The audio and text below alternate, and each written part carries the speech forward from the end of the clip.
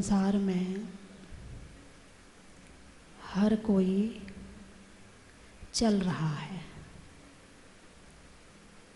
कोई बैठा हुआ नहीं है। आप भी नहीं बैठे हैं। कुछ ना चले तो दिमाग ही चलता है। शरीर में ब्लड चल रहा है, हार्ट में धड़कन चल रही है, जगह जगह नसें भी फड़क रही हैं। और त्रियंचों को देखा जाए, चींटी भी चल रही है। अकेले पाँव से चलना चलना नहीं होता है। और फिर तो चींटी के पाँव है, चींटी भी चल रही है, मक्खी भी शांति से नहीं बैठी है। और जहाँ आप बैठ जाएं, वहाँ बेचारे मच्छर को तो शांति मिलने वाली नहीं है। तुम 10 बार उड़ा लो, वो फिर आएगा वापस। तुम फिर उड़ाओगे, वो फिर आएगा वापस। जो मोहल्ले में कुत्ते होते हैं, उनकी कोई दुकान नहीं है, कोई फैक्ट्री नहीं है, कोई जॉब नहीं है, फिर भी इस मोहल्ले से उस मोहल्ले, उस मोहल्ले से उस मोहल्ले में घूमते रहते हैं। चिड़िया के पास भी कोई काम नहीं है, फिर भी इस डाल से उस डाल, उस डाल से उस डाल फुदकती रहती है, घूमती रहती है। चलो, मनुष्य के पास तो दुकान है। कहाँ जा रहे हो भाई? घर से दुकान जा रहे हैं, है ना। और कहाँ जा रहे हो? जॉब करने जा रहे हैं। और कहाँ जा रहे हो? फैक्ट्री जा रहे हैं। और कहाँ जा रहे हो? प्रवचन सुनने जा रहे हैं। और कहाँ जा रहे हो? मंदिर जा रहे हैं। और कहाँ जा रहे हो? स्वाध्याय में जा रहे हैं। और कहाँ जा रहे हो? अखिल भारतीय शास्त्रीय परिषद का शिविर लग रहा है, उसमें जा रहे हैं। सब चल रहे हैं, कोई बैठा हुआ नहीं है। लेकिन मंजिल की तरफ कौन जा रहा है? मंजिल की परिभाषा बता दूं पहले। मंजिल वो नहीं है जहाँ से वापस आया जाए। मंजिल वो है जहाँ पहुँचने के बाद वापस ना आया जाए। मंजिल उसे कहते हैं। मंजिल हमने आज बना ली, कौन से जन्म में मिलेगी बात अलग है। जरूरी नहीं है कि मंजिल आपने इस जन्म में बनाई है तो इसी जन्म में आपको मंजिल प्राप्त हो जाए। वो मंजिल कौन से जन्म में मिलेगी, कितने जन्म आपको चलना पड़ेगा, कितने जन्म आपको साधना करनी पड़ेगी, वो बात अलग है। लेकिन मंजिल किसे कहते हैं? जहाँ से वापस ना आया जाए। एम, लक्ष्य आज भी बना रहे। किसी को डॉक्टर बनने का लक्ष्य है, डॉक्टर बन गए, बात खत्म। कितने दिन तक डॉक्टर बने रहोगे? कितने दिन तक बने रहोगे? जब तक शरीर है, जब तक बुढ़ापा नहीं आया तब तक डॉक्टर हो। बुढ़ापा आने के बाद नमो सिद्धाड़म, उसके बाद फिर आप डॉक्टर साहब नहीं रहोगे, फिर आप इंजीनियर साहब नहीं रहोगे, फिर आप वकील साहब।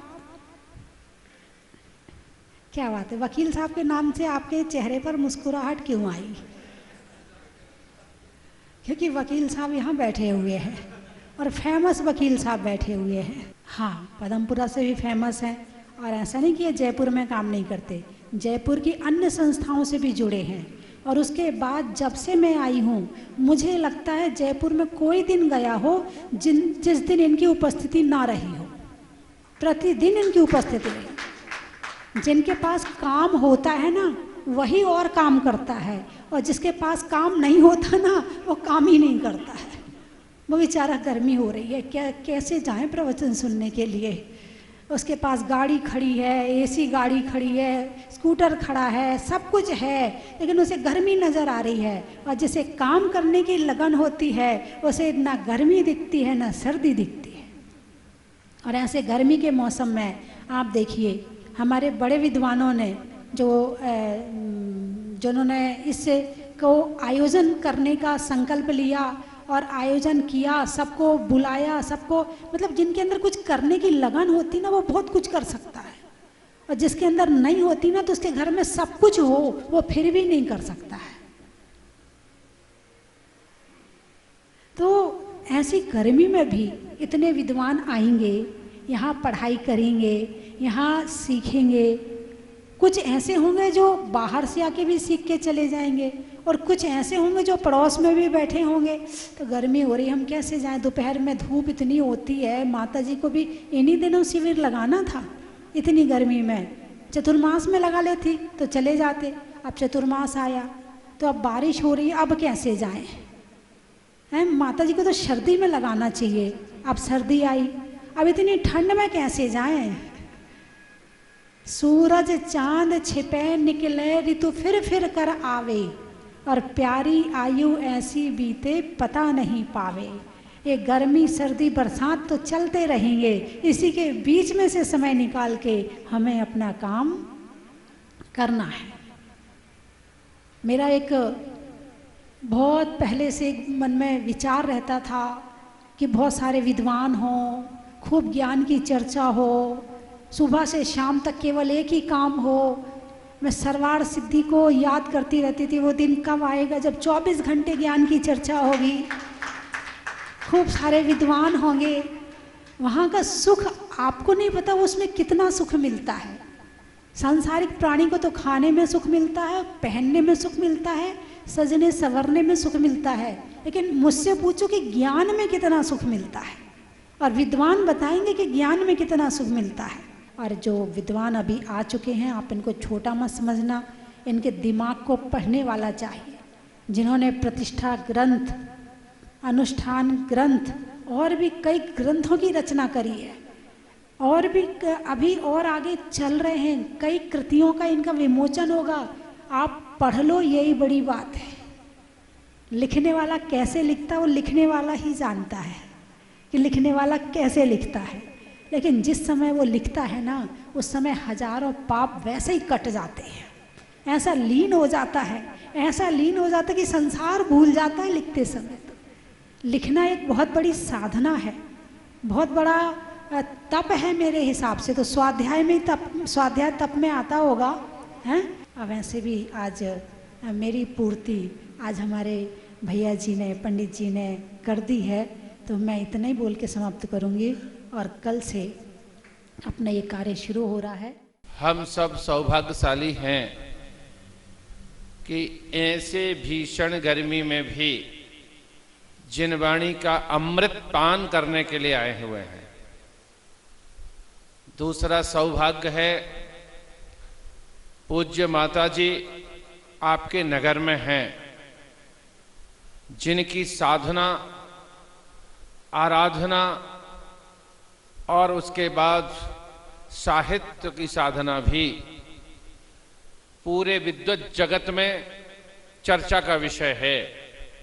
माता जी की लेखनी जब चलती है, अल्प समय में भी बहुत बहुत ग्रंथ लिख देती हैं। ऐसी माता जी का सानिध्य है। माता जी ने अपने साधना काल में अनेक उपलब्धियां प्राप्त की हैं, जिन्हें शब्दों में कहा नहीं जा सकता। इतना जरूर शब्द ने देखा है कि जहाजपुर जैसा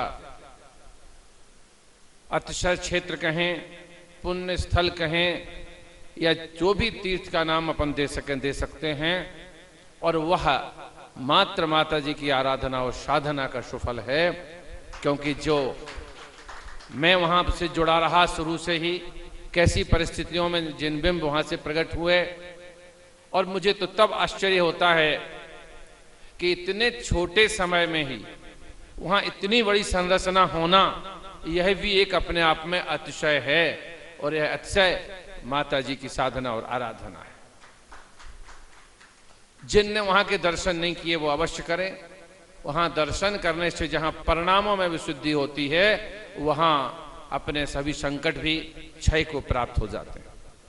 तीसरा सौभाग्य है, अखिल भारत वर्षीय दिगंबर जैन शास्त्री परिषद, जिसकी स्थापना 1904 में हुई, 118 वर्ष पहले, जिस समय साधुओं का विहार उत्तर भारत में रुक गया था और लोगों को ज्ञान प्राप्त नहीं हो पाता था, अपने मन से ही कार्य कर लेते थे, कई प्रकार की विसंगतियां उत्पन्न हो गईं, तब जो थोड़ा सा जो समझदार समुदाय था उनने इकट्ठा होकर के और निश्चित किया कि जिनवाणी जन जन तक कैसे जाए और ये विसंगतियां कैसे दूर हों, और उन्होंने एक संगठन बनाया और उसका नाम रखा अखिल भारतवर्षीय दिगंबर जैन शास्त्री परिषद। निरंतर आज तक देव शास्त्र गुरु के संरक्षण में संलग्न है। जहां विद्वानों के बहुमान का रक्षण करती है, वहां उन्हें अगर अच्छे कार्य किए, लेखन किया है तो उन्हें पुरस्कार भी देती है। इसका अधिवेशन वर्ष में एक बार पूरे देश में कहीं भी होता है। तो इस बार का अधिवेशन आपके जयपुर शहर में हो रहा है। दक्षिण भारत की कहें, बेंगलोर में भी हुआ, श्रवणबेलगोला में भी हुआ, बॉम्बे में भी हुआ, और उत्तर भारत में तो लगभग सभी स्थानों पर अनेक बार हो गया है। इस बार माता जी का आशीर्वाद ऐसा मिला कि जयपुर में यह अधिवेशन, और उपलब्धि वाली बात आपके लिए ये है कि जो हमारे युवा विद्वान होते हैं वो शास्त्र पढ़ तो लेते हैं, लेकिन उसकी जो गूढ़ रहस्य हैं वो पता नहीं होते हैं। तो उसके लिए जो हमारे वयोवृद्ध विद्वान हैं वो नवोदित विद्वानों को पढ़ाते हैं 5-7 दिन तक, और उनको सिखाया जाता है कैसे बोलना है, कैसे अध्ययन करना है, किस विषय पे क्या पकड़ करनी है, क्या गूढ़ रहस्य हैं जिनवाणी के। वह कार्य भी 22 तारीख से 26 तारीख तक निरंतर 5 दिन तक चलेगा। सभी माता बहनों से, पुरुष भाइयों से निवेदन है कि इस कार्य में आप जरूर पधारें। ये पता चलेगा कि विद्वानों को कैसे पढ़ाते हैं और कैसे कैसे विषय सामने आते हैं, उनकी जानकारी भी आप सबको मिलेगी। और यह समय और पूज्य माता जी का सानिध्य शास्त्री परिषद के इतिहास में स्वर्ण अक्षरों में लिखा जाएगा कि जयपुर में भी विद्वानों को प्रशिक्षण दिया गया था। तो यह कार्य भी न्याय और सिद्धांत का प्रशिक्षण होगा। आपने मंत्र बहुत हर दिन पढ़ते हैं आप लोग, लेकिन मंत्रों का उच्चारण कैसे होता है, उसकी विधि क्या है, एक प्रशिक्षण होगा। यंत्र मंत्र आदि क्या हैं, ये यंत्र हमारे मंदिरों में होते हैं, इनका क्या मायने होता है, ये सारे प्रसंग आपके सामने होगा। गुण स्थान आदि की चर्चा होगी। और एक चर्चा और, जो पहले हस्तलिखित ग्रंथ हुआ करते थे उनका भी अब पढ़ने वाले नहीं बचे, उनका पढ़ना भी सिखाया जाएगा नवोदित विद्वानों को। इसलिए आगामी काल में हमारे जो पांडुलिपियां हैं उनको पढ़ने वाले नहीं बचेंगे, तो उसका प्रशिक्षण भी यहाँ दिया जा रहा है। और एक, जब कोई विद्वान बाहर जाता है, उपदेश देता है, बोलता है, प्रवचन करता है, तो कैसे करे, कैसे उसके बोलने में श्रेष्ठता आवे, कुशलता आवे, उसके लिए भी एक सत्र रखा जाता है। 5 मिनट उनसे बुलवाएंगे और फिर उन्हें कहाँ गलती की उसका संशोधन करेंगे। उसके ये फल आते हैं कि जब वे विद्वान समाज में जाते हैं, 10 लक्षण आदि पर्वों में जाते हैं, तो जैनागम की ध्वजा लहराते हैं। ये सब सौभाग्य जयपुर शहर को मिल रहा है। तो मैं चाहता हूं कि आप सब लोग पधारें और आप सुनेंगे तो आपको भी लाभ मिलेगा। और मैं तो माता जी का बहुत बहुत आभार मानता हूं, उनके चरणों में बार बार वंदनामी करता हूं। यदि माता जी का आशीर्वाद न मिला होता तो हम ऐसा कार्य यहाँ आकर के, हम लोग तो ढूंढते हैं कि किसी साधु का आशीर्वाद मिल जाए और उन विद्वानों को प्रशिक्षण दें। जिन विद्वानों को बुलाने के लिए बहुत राशि लगती है, बहुत समय लगता है, टाइम नहीं मिल पाता, वे लगभग 100 विद्वानों से ज्यादा विद्वान यहाँ आएंगे और उनके लिए कोई विशेष खर्च नहीं, मार्ग व्यय अकेला दे करके। इसीलिए उनका कार्य होता है, जो वरिष्ठ विद्वान है वो नवोदित विद्वानों को पढ़ाएंगे, बताएंगे, ये अपना ये उपकार करते हैं कि हमने जो किया है वो हम बांटते चलें। ये सारे कार्य यहाँ पर होंगे। आप सभी लोग सादर आमंत्रित हैं, पधारें। और हम सब पूज्य माता जी के चरणों में और बात कहना चाहता हूँ, यदि यहाँ आप आसपास नहीं रहते हैं, आपके कॉलोनियाँ दूर दूर हैं, तो शास्त्री परिषद ये भी करती है बड़े शहरों में जब पहुँचते हैं हम लोग, कि अगर कोई चाहे कि हम अपने मंदिर में शाम का कोई रखना चाहते हैं विद्वान का, तो 5 दिन के 5 विद्वान हर दिन आपके यहाँ शाम को पहुंच जाएंगे और उनका उपदेश हो जाएगा आपके यहाँ। अगर आप लोग चाहेंगे तो पहले मंदिरों में सूचना लगा दें कि आज मंदिर जी में इतने 7 से 8 जो भी टाइम आप निश्चित करें, तो यहाँ से हम विद्वानों को दे देंगे। ये भी होता है। अगर आप चाहें कि बच्चों की क्लास लगनी है तो उस स्तर के विद्वान, बड़ों की लगना है तो बड़ों के हम लोग यहाँ से विद्वान दे देते हैं, 5 दिन यहाँ विद्वानों को रहना है, तो इस तरह से भी कार्य हो सकते हैं। तो और दूसरे जो स्वाध्यायी लोग हैं, स्वाध्याय करते हैं, कई बार हम सब छद्मस्त हैं, पूर्ण ज्ञानी नहीं है। स्वाध्याय जो करता है उसे शंका जरूर होती है, अगर शंका नहीं हो रही है तो समझ लेना कि अभी स्वाध्याय नहीं हो रहा, तो उनको शंकाएं होती हैं, कहाँ जाएं समाधान करने। यहाँ देश के श्रेष्ठ से श्रेष्ठतम विद्वान आने हैं और हर विषय के मर्मज्ञ गाने हैं, अलग अलग विषय के विशेषज्ञ विद्वान हैं। अगर आपकी किसी भी क्षेत्र की शंका हो, प्रतिष्ठा से संबंधी, वास्तु से, ज्योतिष से या आगम से, न्याय से, सिद्धांत से, दर्शन से, किन्हीं भी वास्तु से जो भी आपकी शंकाएं हैं वो आप यहाँ लिख करके दे दें, उनकी शंका के समाधान भी होंगे। पूज्य माता जी के माध्यम से जो हम लोग पढ़ाएंगे उनकी समीक्षा करेंगे, माता जी कहाँ गलती रहेगी। कई बार हम लोग भी चूक जाते हैं, गलती हो सकती है, या कोई नया विषय माता जी के चिंतन में रहेगा तो वो भी उसको अपने उपदेश में कहेंगी। तो इस तरह से ये बहुत बड़ा यज्ञ, ज्ञान यज्ञ होने जा रहा है।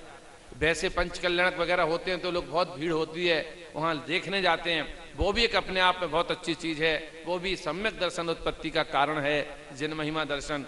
लेकिन ज्ञान वर्धन करने के लिए आज ऐसे कार्यक्रम की बहुत आवश्यकता है। विद्वानों की अनेक संस्थाएं हैं, पूरे देश में कम से कम 10 संस्थाएं होंगी विद्वानों की, लेकिन एक शास्त्रीय परिषद एक ऐसी संस्था है जो विद्वानों को पढ़ाती है, उनके प्रशिक्षण शिविर लगाती है। क्योंकि हम ये चाहते हैं वरिष्ठ विद्वान आए, आयु पूरी हुई चले गए, उनका ज्ञान उनके साथ चला जाता है, लेकिन हम आने वाली पीढ़ी को वो ज्ञान देते चले जाते हैं, जिससे आगे आगे तक, युगों युगों तक वह ज्ञान जन जन तक पहुंचता रहे। ऐसी भावना के साथ यह शिक्षण प्रशिक्षण शिविर आपके जयपुर नगर में आयोजित है, और इसमें इसकी सफलता जब है जब आप लोग की सहभागिता भी इसमें रहे और आप लोग भी विद्वान बनकर के यहाँ से निकलें। और आप न विद्वान न बन सकें, लेकिन जैन आगम को अध्ययन करने की लालसा अपने अंदर में उत्पन्न हो कि हमें भी अध्ययन करना चाहिए। एक बात सुन लो महानुभाव, मुझे यहाँ सीनियर सिटीजन ज्यादा दिख रहे हैं। जीवन में हमने सब कुछ कर लिया, धन कमा लिया, परिवार, व्यापार सब बढ़िया हो गया, और ये शाश्वत सत्य है जीवन का। आप लोग कहते हैं हम सत्य की खोज कर रहे हैं, एक सत्य हमने खोज लिया है, वो हम आपको बता दें, और वो सत्य है मृत्यु। वो आएगी ही आएगी, चाहे चक्रवर्ती हो, नारायण, पृथ्वीनारायण, तीर्थंकर कोई हो, वो तो आना ही आना है। जब हमें जाना है तो आपने जितना कर लिया, धन, व्यापार, संग्रह जो भी कर लिया, कुछ भी साथ नहीं जाएगा।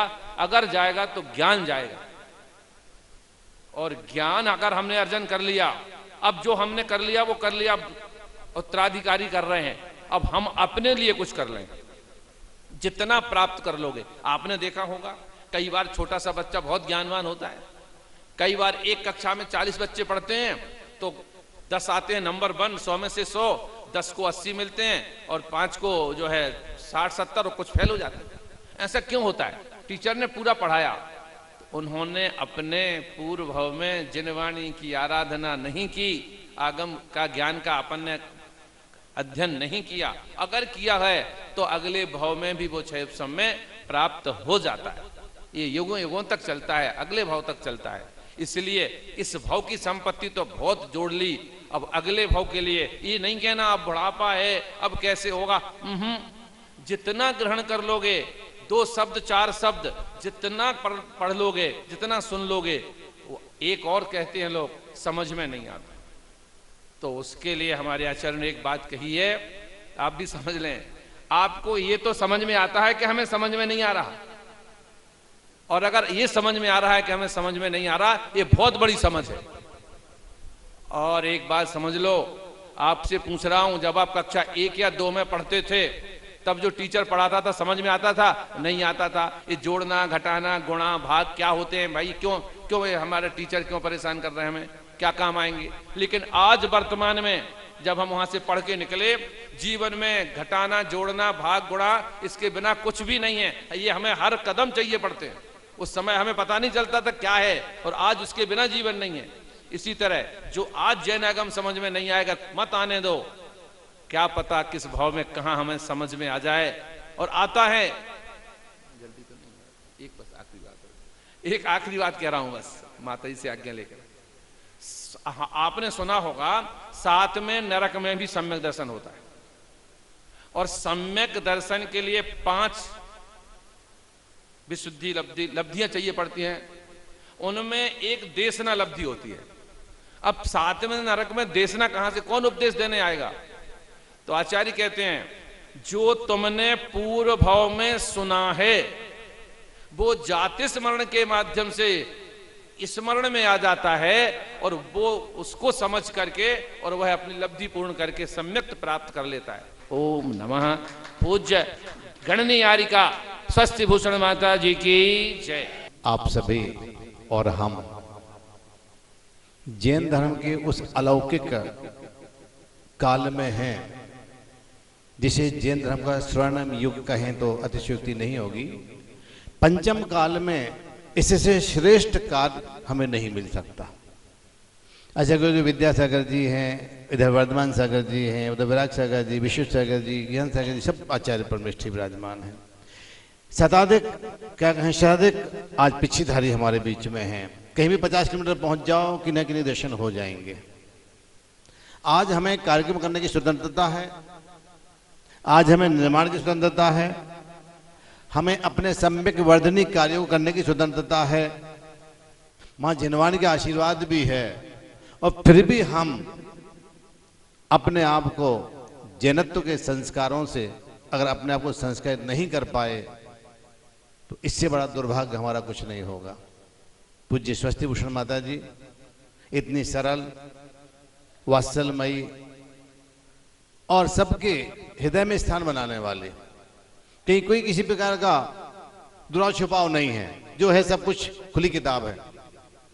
और यही सरलता उनकी है कि जो उन्होंने राजस्थान के इस जहाजपुर जैसे तीर्थ का निर्माण करके उन्होंने एक अद्वितीय या कहे अकल्पनीय, जिसकी कोई हम कल्पना नहीं कर सकते हैं, ऐसे क्षेत्र को खड़ा किया है।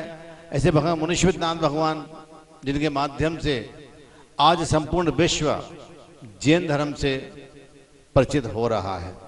क्योंकि विश्व में पहले बहुत कम आवागमन था, आज वर्तमान में जहां देखें वहां जैनत्व के अवशेष प्राप्त हो रहे हैं।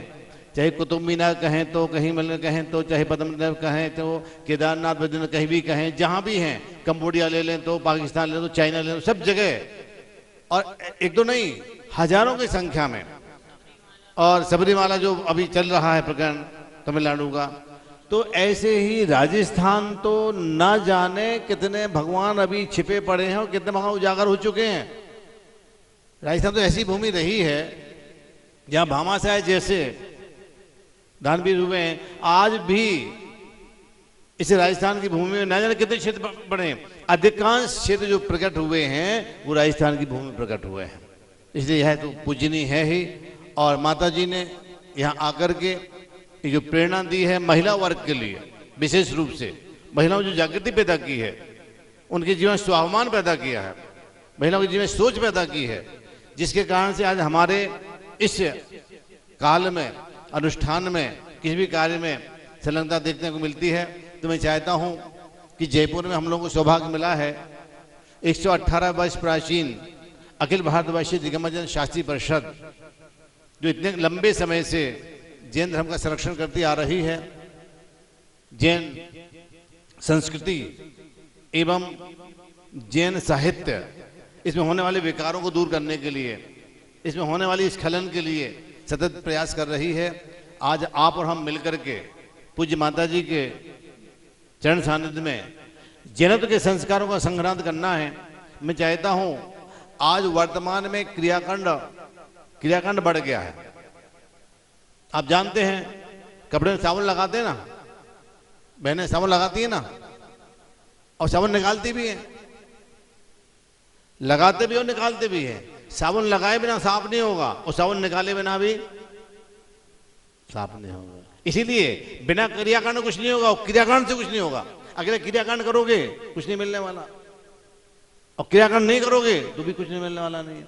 लेकिन सम्यक रीति से, सम्यक विधि से अगर हम इस कार्य को संपादित करेंगे तो निश्चित रूप से हमारे जीवन में संस्कारों का ऐसा आरोपण होगा जो हमारे जीवन के अंतिम समय तक होता है। कि हम स्वाध्याय करते हैं, शिविर लगते हैं, स्वाध्याय होता है, छूट जाता है।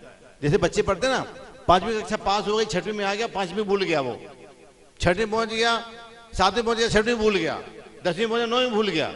ऐसे हमारा हो रहा है, झगड़ा पड़ा तो भूल गए। ऐसा नहीं करना है, हमको प्रतिदिन करते हुए। और जो माता जी की सतत प्रेरणा है, चाहे पारस चैनल हो, जर्मन चैनल हो, किसी प्रकार से हो, माता जी तो अपने आप में संपूर्ण प्रतिभा के साथ, संपूर्ण व्यवस्था के साथ, और मैं चाहता हूं ऐसे ही हमारे जीवन में ऐसे ही संस्कार आए जो जीवन के अंतिम सांस तक, ध्यान रखना, अंतिम सांस तक। मैं बहनों से भी यही कहना चाहता हूं कि आज वर्तमान में हमारे परिवार में बहुत विसंगतियां आ गई हैं। आजकल व्यवसाय शून्य होते जा रहे हैं और दूसरे का पलायन बहुत हो रहा है। अच्छे अच्छे बड़े बड़े घर, बेटे बहू घर में नहीं है, अब केवल दादा दादी बचे हैं केवल। और ऐसे समय में संरक्षण कैसे होगा? तो मैं चाहता हूं माता जी जो प्रेरणा दे रही हैं महिला संगठन के लिए कि आपस में ऐसा संगठन तैयार करें जो एक दूसरे की धार्मिक क्रियाओं को, धार्मिक आचरण को संरक्षित करते हुए जीवन के अंदर समाधि तक हमको ले जाए। ऐसी पुरुष वर्ग को भी आवश्यकता है वर्तमान में कि हम सब खाली समय को पास करने की कोशिश करते हैं, उसको पास नहीं करना है। अगर टाइम को पास करोगे, टाइम तुम्हें पास कर देगा। इसे ध्यान रखना है। माता जी जो एक उद्देश्य लेके चली हैं, जो उन्होंने 12 साल 13 साल जहाजपुर में दिए हैं, 8 साल जो दिए हैं, 5 साल बन गया, 3 साल बना, तो मैं चाहता हूं, अभी सुनिए, मैं वहां भी कहा था, फिर बोल रहा हूं, जयपुर वालों के सामने बोल रहा हूं कि अभी जहाजपुर क्षेत्र पूरा नहीं हुआ है। वहां भी कल भक्ति भक्ति है, अभी संस्कार का कोई काम नहीं है। वहां एक बहुत बढ़िया विद्यालय, बहुत बढ़िया एक अभी पुस्तकालय, लाइब्रेरी और अभी संबंध होना है। तो मैं तो चाहता हूं कि ये सब हो, जिससे कि पूरा जहाजपुर एक प्रकार से जहां बच्चे भी पढ़ें, संस्कार प्राप्त करें, और ना वो महत्व वाला हो, जो भी वहां आए तो एक बार कम से कम पहुंचे। तो ये जो उद्देश्य जो हम लोगों ने दिया है माता जी को, हम तो फिर वही प्रार्थना करते हैं कि माता जी चरे बेती अब अकेली नहीं है, अब तो पूरा संघ आपके साथ है, पूरा जयपुर, पूरा राजस्थान आपके साथ है, पूरा उत्तराखंड आपके साथ है, पूरा महिला समाज आपके साथ है। तो निश्चित रूप से हम उस आयाम को स्थापित करना चाहेंगे जो छूटता जा रहा है, हमारी मुट्ठी से खिसक कर रहा है। आज बच्चे हमारी पकड़ में नहीं है, बच्चे मंदिर नहीं आना चाहते, बच्चे धोती नहीं पहनना चाहते, बहुएं साड़ी नहीं पहनना चाहती हैं, ऐसी भी संगति आ गई है। लेकिन माता जी की प्रेरणा से आज वह संस्कार पुनः आएंगे और जैन धर्म का जो एक इतिहास है, उस इतिहास को शास्त्री परिषद के साथ, माता जी के साथ और आप सबके साथ हम एक विशेष रूप से 6-7 दिन का बात है, 6 दिन हम वो कोशिश करेंगे जिससे कि हमारे जीवन को मंगलमय बनाने के वो सूत्र हमें प्राप्त हों, और आप हम मिलकर के इस कार्य करेंगे। बहुत बहुत धन्यवाद, बहुत बहुत आभार। माता चरण में कोटसा बंदना में। बंधुओं, आज जयपुर वासियों को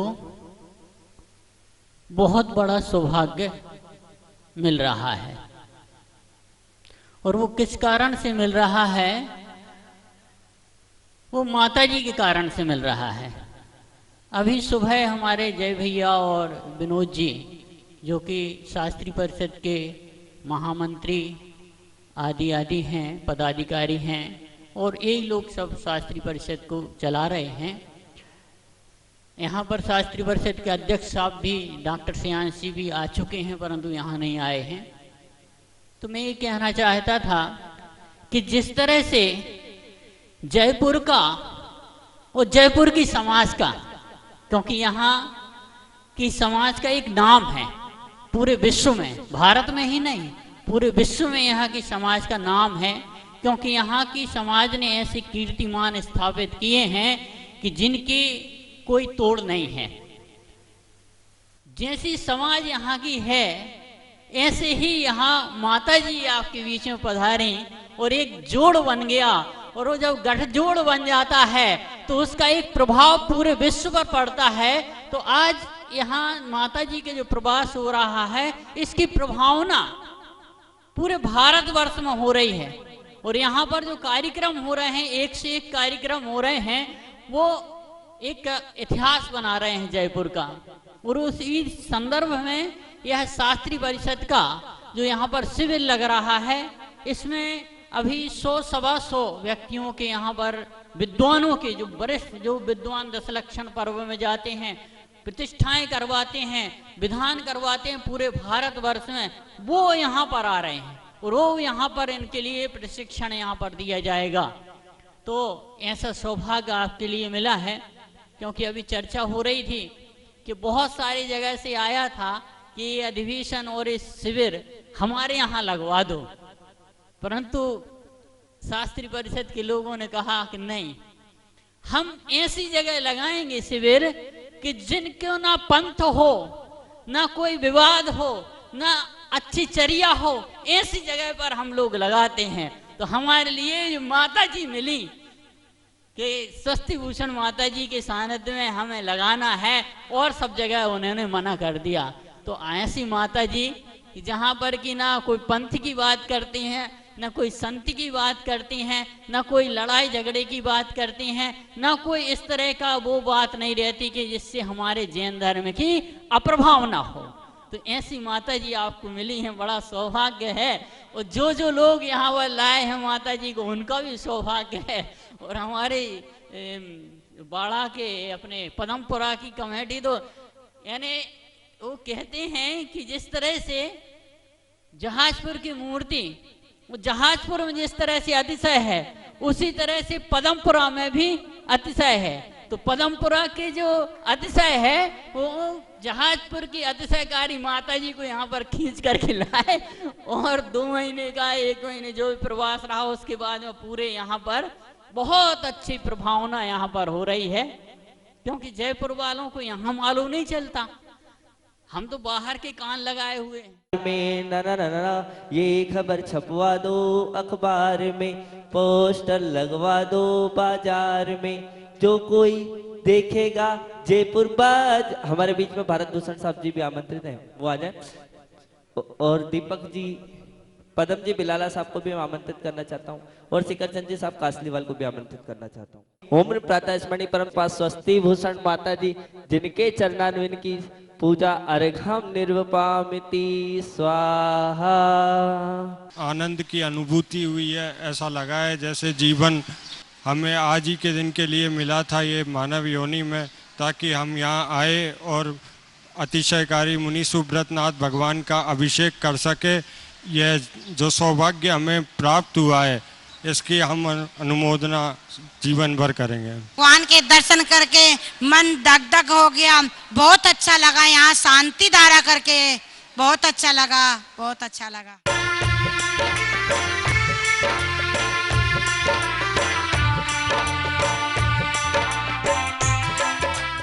चन की थाल को सजाओ रे आज, रत्नों की थाल को भर लाओ रे आज। आओ आओ करे रे गुणगान आरती भगवन की, आओ आओ करे गुणगान आरती भगवन की। आओ आओ करे रे गुणगान आरती भगवन की।